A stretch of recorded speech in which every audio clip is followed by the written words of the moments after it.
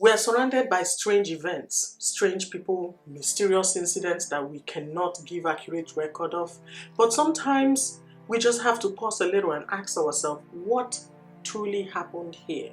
What is the story behind this? And why did it choose to happen at this particular time? I know you might say, well, Oluchi, these things, there's always a way to explain them. But to be honest with you, based on how many stories I've told here to you guys, there are just some things that leaves me racking my head, like what went wrong? What is the problem? Or could it be that it was just poorly investigated, leaving us with little information, right? So here's the next question. Who was the lady who died at Hustle and Bustle nightclub owned by popular Nigerian billionaire and celebrity Obi Cubana, also known as Obi Cubana?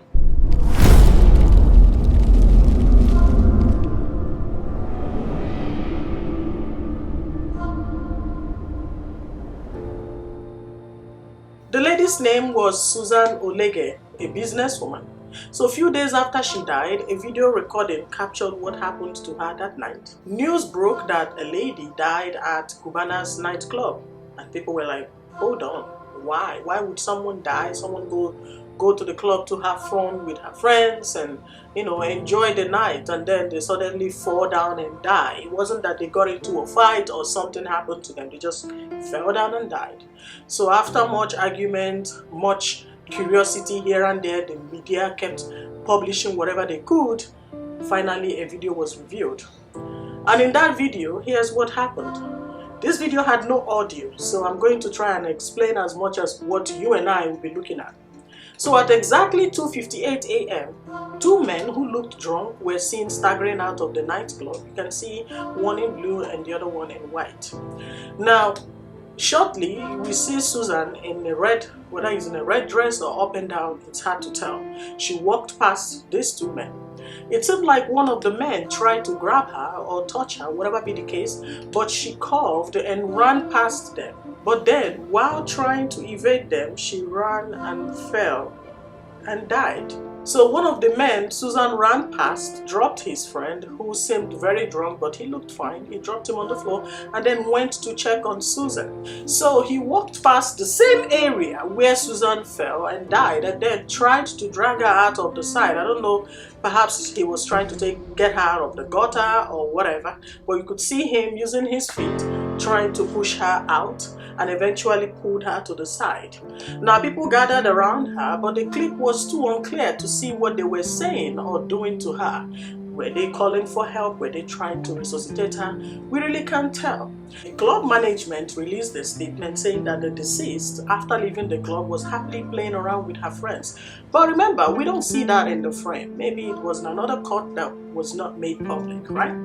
So when she made a slight turn, she tripped and fell down a few meters to the car park and became unconscious. Now, sadly, she passed on their way to the hospital. So again, we do not know whether this woman died on the spot when she fell or if she died on her way to the hospital. So Susan's brother's friend, who narrated the incident on his Twitter page, the account is at Khalid Oshoke. Now this account no longer exists. I don't know why. He tweeted and accused the management of the club for not accompanying Susan to the hospital or reporting the incident to the police. So here are two different stories, right? The management said that Susan died on her way to the hospital, but we don't know for sure who took her to the hospital. Was it the people who gathered around her that night that she fell, or did someone else come to take her there?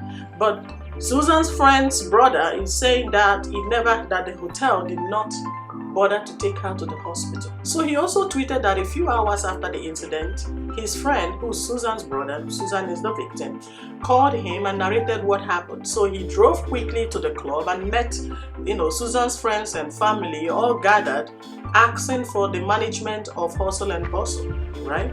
So they had been there waiting for the CCTV footage so that they could at least see what happened to her before she died. But they were told that they could not see that footage because the manager was not on shift. And they were asking, well, go and get the manager. But then they were told that the manager was sleeping. So this same friend also tweeted later that the family had been given access to CCTV footage. And that's what we are all watching now. and that the matter had been reported to the police.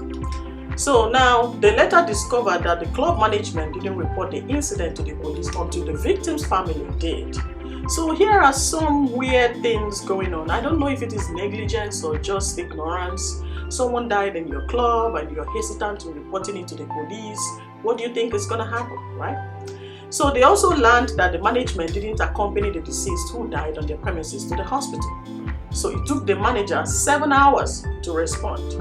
Now, on November 14 of 2021, Hustle and Bustle released a statement saying that the club will be closed till further notice due to the loss of their esteemed client. Then on December 1st of 2021, Hustle and Bustle released another statement disassociating themselves from people claiming to represent the organization. They also described the victim as a high-spirited and joyful person who was loved by all.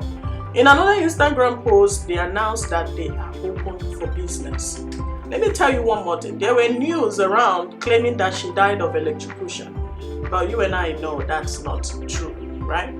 And of course, Hustle and Bustle refuted that claim that she did not die of electrocution. So, what killed Susan Olige? How does a young woman leave the club, tripped on something, and died? Did she hit her head so hard on the floor? Could it be a trauma? Could it be something else that we just don't know? Was she ill before she went to the party? Like I said, it's a mysterious world. But the fact that some investigations are not carried out properly when incidents like this happen, it's really hard to say if it is a mysterious incident or if it was just a medical problem. So, since there's no further info out there about the case, was an autopsy performed on Susan? Was the victim's family compensated? We don't know. The case just went off the radar like that. Poof. Well, that's all I have for you guys today. Did you hear about this incident? What do you know about it? Is there something growing somewhere? Are people still talking about it? Well, that's all for today's story. Please like and subscribe to my channel to get more updates from me. I tell dark, strange and mysterious stories in Nigeria and beyond. Thank you for watching and have yourself a good day.